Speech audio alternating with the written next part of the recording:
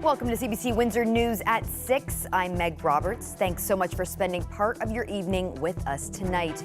Well, 5 southwestern Ontario hospitals have been hit by a cyber attack. We told you about service outages experienced yesterday. Hospitals now with more information. Plus, a federal healthcare switch has halted benefits to children of a now deceased soldier. It's left their grandmother paying claims out of pocket. And the frequency and volume of train whistles is frustrating residents in South Walkerville, and even more so after a report on noise regulations requested by City Council isn't being made public. A cyber attack is what 5 southwestern Ontario hospitals are dealing with today. Yesterday, we reported service outages at hospitals in Windsor, Essex, Chatham, Kent, and Sarnia. Those hospitals are still offline since early yesterday morning. CBC's Jennifer LaGrassa joins us now live from outside Windsor Regional Hospital, which is one of the 5 facilities impacted by this. Jen, the hospitals have said this cyber attack is impacting its care in various ways, which includes delays in canceled appointments. What are you hearing from patients on this? Well, patients that I've spoken to are frustrated and they're tired. Some have been waiting about 20 hours in the ER just to be seen. Others are in hospital beds with planned procedures that are now on pause. Barry Cox is one of them. He's at Blue Water Health in Sarnia. He's been there for about 2 weeks and was supposed to have a heart procedure done this morning, but it was canceled and he's not sure when it's going to be rescheduled. Here's Barry's wife, Karen. He was very hopeful to get the procedure done. Now he's feeling very discouraged and he is just waiting in limbo and at the mercy of the system. I do know that the hospital's trying to do all they can to keep business running as usual as possible, but unfortunately we rely so heavy on technology that when we lose the technology that we rely on, it creates a disruption in the system and it puts patients at risk. So, Jen, what can you tell us about this cyber attack?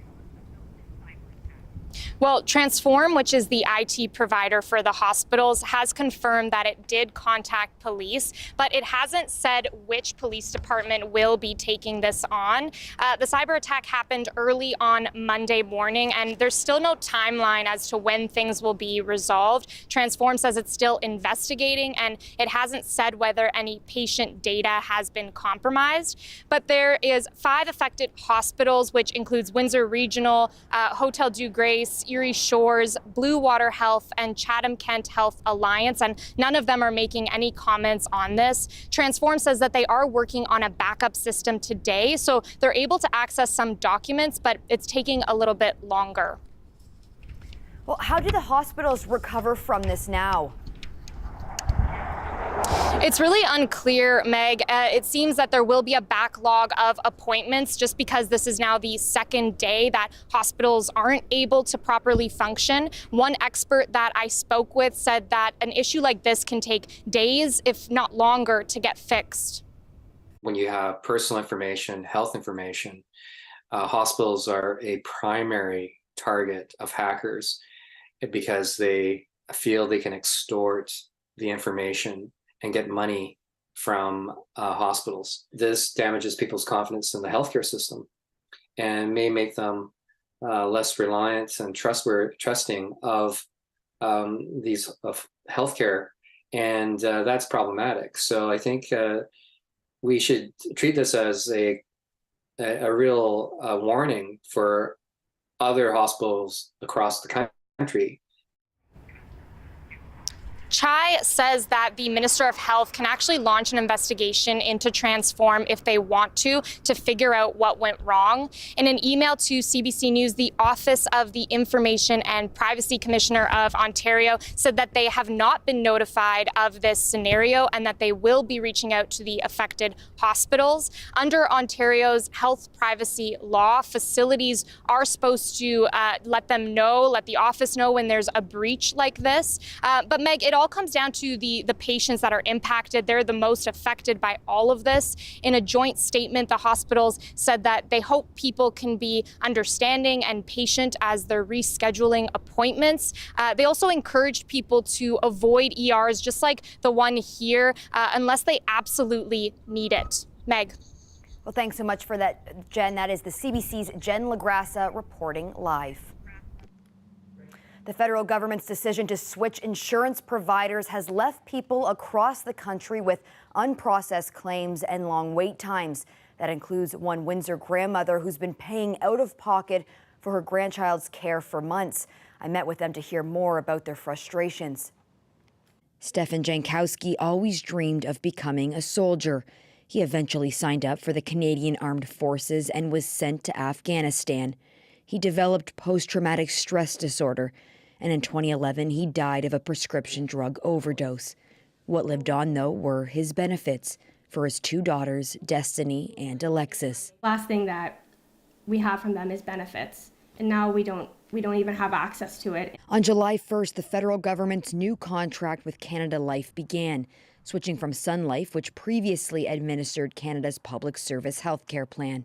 I had no issues of getting reimbursed for everything I submitted for the children for 5 years now. That's how long 19-year-old Destiny and her 15-year-old sister have been living with their grandmother, Gloria Timothy.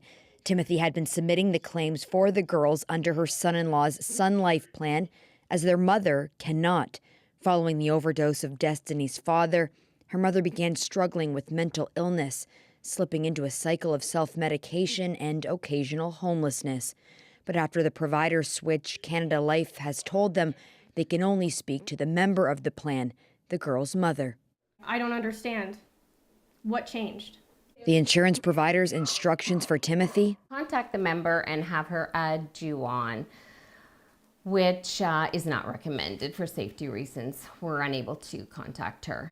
It's forced Timothy to have to pay out of pocket for her granddaughter's prescription drugs and therapy appointments. But with more than $500 of unpaid claims, she's had to put the therapy on hold. The bills have added up, and I am on a fixed income, a widow, and I just can't keep laying all this money out. In an email to CBC, Canada Life says it's committed to delivering the benefits guaranteed under Canada's Public Service Health Plan. A spokesperson saying no one should be denied coverage for needs covered under their benefits plan.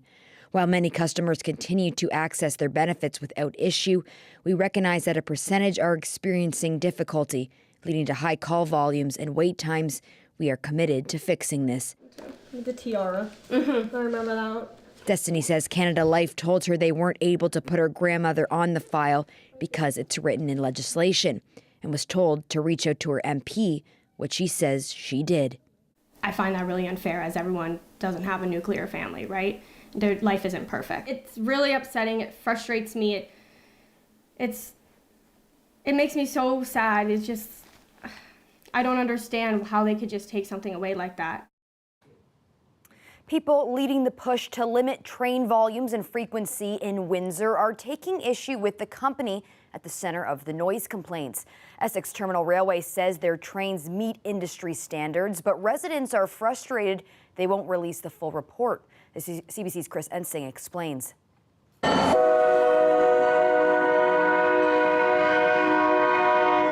This whistle is keeping people in South Walkerville up at night. Train whistle goes at 12 o'clock, 1 o'clock in the morning. It goes throughout the day, so we have no quality of life. That noise happening more often. Essex Terminal Railway says it's because business is up. West has lived in the neighborhood for 17 years and says these noises became a problem last year. Imagine for a year if you don't get enough sleep.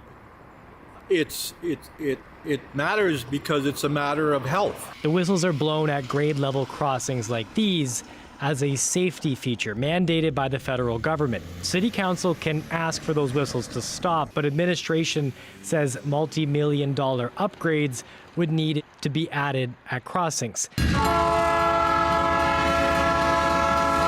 Those include bells, safety gates, and warning lights. The councillor for the area says that he's hearing more complaints about the train noises each week, and council has asked the railway company to review the noise levels from the trains.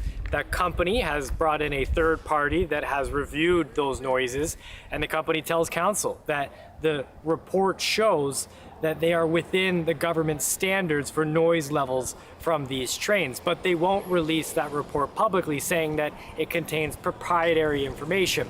Councillor Mark McKenzie says that's a cop-out and he wants the information released. The issue will head to the city's Transportation Committee tomorrow, where the railway company is expected to take questions. As far as updating the crossings to allow the city to call for an end to whistles in the neighborhood, McKenzie says he's pushing for federal money to help with the costs. A grant program does exist at the federal level to cover 80% of costs associated with these kind of upgrades. It's expected to reopen the application process next year. Chris Ensing, CBC News, Windsor. Transit Windsor is set to improve bus services in the city's East End, but some are concerned that will come at the expense of other parts of the city. CBC's TJ Deere has more. This is the bus stop on Lausanne Road and St. Rose Avenue. No matter what time of day it is, a bus doesn't pass by here as often as other stops in the west end of the city. That made one local resident very upset. I used to use it religiously, like daily, and nowadays I walk a lot more because of the wait times were so freaking long all the time. My commute would be maybe 2-3 hours usually to get from like school to home and back. It was insanity. Luckily, relief is on the way. Transit Windsor is moving ahead with a plan to restructure 3 routes in the Forest Glade and Riverside neighborhoods. Transit Windsor Executive Director Tyson Craig said the plan would hopefully roll out in January. If not, it would come out in April. Craig says this is the most significant service change we've probably done in the last 2 decades in terms of year over year.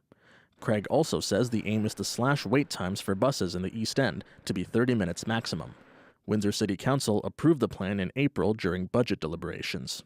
Part of the plan to better serve Forest Glade and Riverside is to redeploy buses and service hours there from other routes across the city. More than 40% of the service hours will come from the 1C route alone, a route that already has overcrowded buses. Craig says the 10-minute frequency of buses on the 1C route meant there were opportunities to move those resources around. A transit advocate says while it's a good thing the East End is getting service, more service hours are needed, especially along the 1C route. Some of these roads are already running at kind of like the max limit that buses can go on shared access roads, right? Like normal roads that share with cars.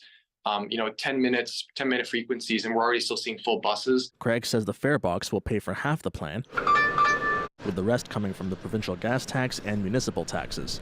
Chevalier says instead of looking at it as a loss, it should be looked at as an investment in the city's economy and the community. Regardless of when the improved service comes, O'Neill says it's about time. If it was faster, I would take it way more often. TJ Deere, CBC News, Windsor. Strike action is gumming up the shipping system in the Great Lakes. There are more than 350 people on strike employed by the St. Lawrence Seaway. The job action by uniformed members at 13 of the 15 locks along the key trade corridor kicked off Sunday, shutting it down immediately, which has an impact on ships passing with important material. Windsor's Port Authority says it's having a huge impact here locally.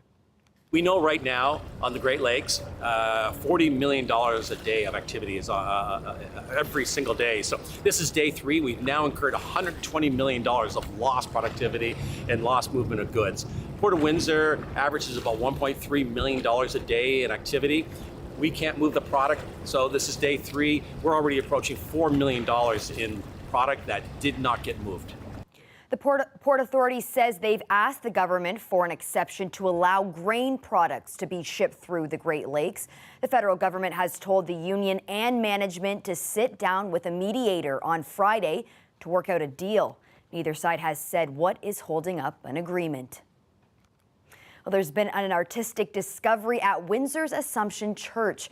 Restoration workers have determined the identity of the painter responsible for the church's murals.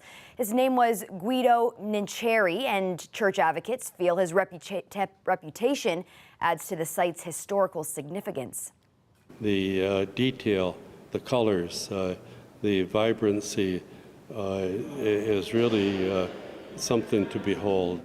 Well, there's no question that having determined that Guido Nincheri was the artist who did the interior decorations of Assumption gives it a status and an appeal, not just locally but throughout the country. and will draw much more attention to it. Our Lady of the Assumption in Windsor is considered one of the oldest Catholic parishes in Ontario. The current church building next to the University of Windsor dates back to 1843.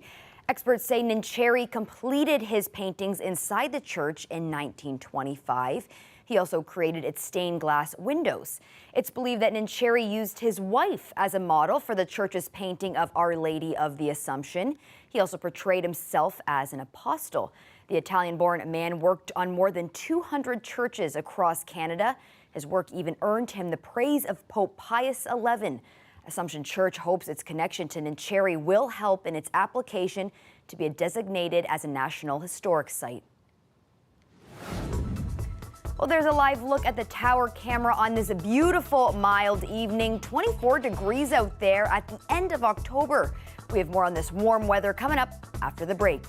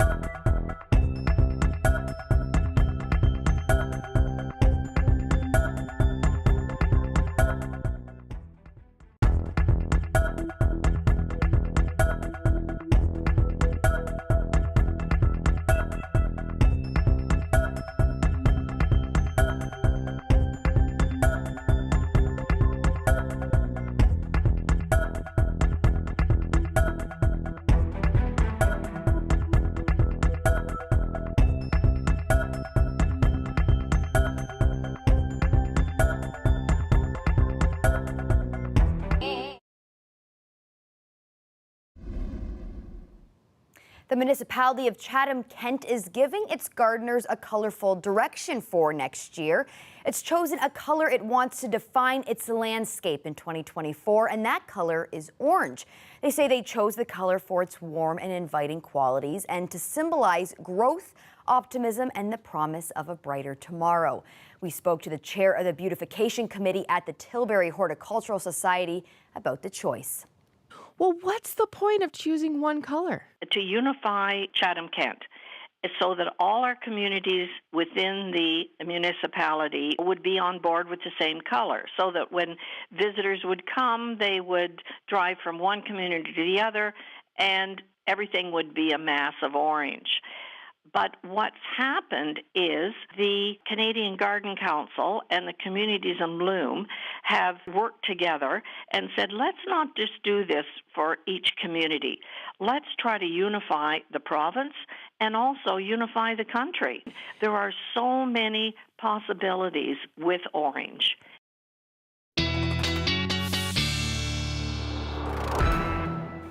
Colette, we're at the end of October, coming into November. And look at all this, I guess. And we just saw someone jet ski across the Detroit River there. I know, if you had no sense of what month it was or what was happening, and just, put yourself outside and somebody said, okay, what month is it? You might say May, you might say September. Probably not October, or not the end of October, certainly. And this is what we're looking at. And I'll tell you, I want to show you the contrast here because I suspect that in Western Prairies, they might also not guess correctly in terms of what month it would be or what part of the month. We know that snowfall is possible there in October, and they are seeing that again. Southern Alberta with some really heavy snowfall, even snowfall warnings just south of Calgary, 15 to 25 centimeters there. You see the numbers, the negatives. And then how unfair, or just at least how different, that Chicago 27, Windsor 23 currently, and of course we were up to 24 degrees. That after starting off at 8 in a single digit at 7 a.m. we were at 8 and up to that 24 by 4 p.m. 21 Chatham-Kent, 22 Sarnia, 20 for London, and then a look at 6 o'clock where the temperatures have been sitting or just after the 6 o'clock hour. Now, there is some organized weather, active weather, mostly, though, to the north. And if I expand this view here, you can see what I'm talking about. So all along kind of the warm front here, that frontal boundary, some heavy rain, some active weather, lots of lightning strikes. Again, yes, we can see this in October, and we certainly are. But the more organized stuff is from the Sioux towards North Bay and Sudbury and through these regions. And further south, we get a few, at least at this time, overnight, tonight, tomorrow, it's more a few isolated showers kind of passing through our skies. We are, of course, seeing and experiencing our winds coming in from the southwest and gusty at times, but that's also bringing the warmth in, right? So we get into more overcast conditions through the overnight, some isolated showers possible. Mostly it's a cloud cover, you notice. And again, not well organized, not much to it, a few millimeters, but some scattered showers into the afternoon tomorrow. You'll primarily, I think, just experience the mildness, a little bit gray, just have the umbrella around and the breezy conditions. And then as we move forward into Thursday, it's a little bit more organized line that comes through, but again, it kind of gets more organized once it's north and to the east of us. So it's some lighter stuff for a few hours that will go through, and then it passes, and we'll likely on Thursday be seeing kind of a mix of sun and cloud at times. So get some sun coming back. You see how light those numbers are. The winds, not necessarily that light, though. So some of those gusts certainly over 50 kilometers an hour. It's the direction that's so important. And I think the next thing everyone wants to know is how long is this going to last? Now, in terms of records, the best chance we would have would be Friday, because the records tend to be in the upper 20s, but they start to come down towards the mid-20s on Friday, and we start to go up a little bit. So that's when we really see that chance that we might perhaps approach closer to a record, often on some shower chances. And then it doesn't last, Meg, into Halloween. It's not even going to last through our weekend, in fact. Well, that's okay. I'll take what we can get now. Thanks so much for that, Colette. You're welcome. The National Hockey League is reversing a controversial decision. We have more on that coming up after the break.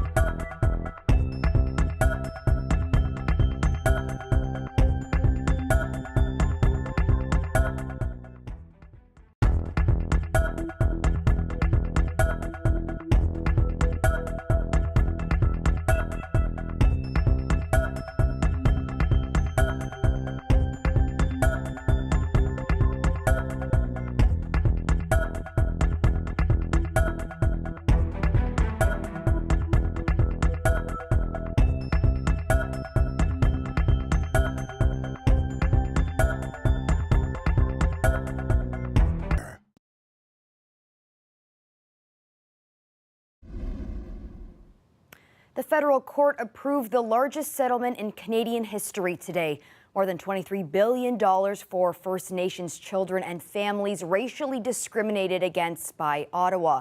The federal government agreed to pay after a human rights tribunal found it chronically underfunded First Nations child and family services. As Olivia Stefanovich reports, the decision could be life-changing. Emotion broke out in the courtroom after a federal court judge approved more than $23 billion in compensation. I'm overwhelmed, speechless. I am prepared to provide you with my decision from the bench on this motion. I will be issuing an order approving the final settlement agreement. Zacchaeus Trout and his wife waited years for this moment.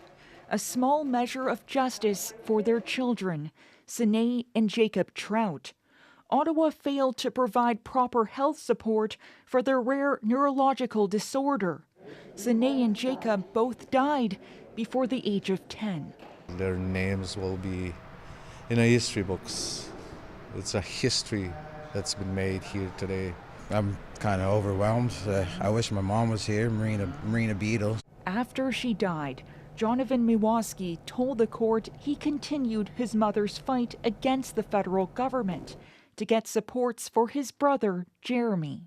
I hope this will keep Jeremy inside his home and keep him loved. I don't fit in with my adopted family. I also don't fit in with my home community. But heartbreakingly, I know that I'm actually not alone. The court also heard from young people, ripped away from their families and nations. In such high numbers, there are more kids in care now than at the height of residential schools.